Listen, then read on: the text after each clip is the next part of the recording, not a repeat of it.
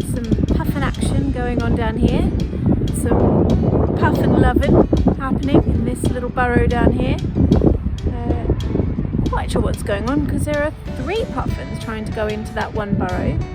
And something I learned about the burrows are about 1 metre to 1.5 metres deep, and they put the nest right at the very end of that, about 1 metre in. And then just before the entry, which I did a video on all the puffins pooping in their entry, and that is actually on purpose. So they do that within about 30 centimetres of the opening of their burrow, and that's their toilet. And they do it in that spot because that makes it, it means that they've got enough time when they walk through that all of the poops cleaned off their feet by the time they get to the nest. So they have 2 separate compartments, the nesting space and the pooping space, the bathroom.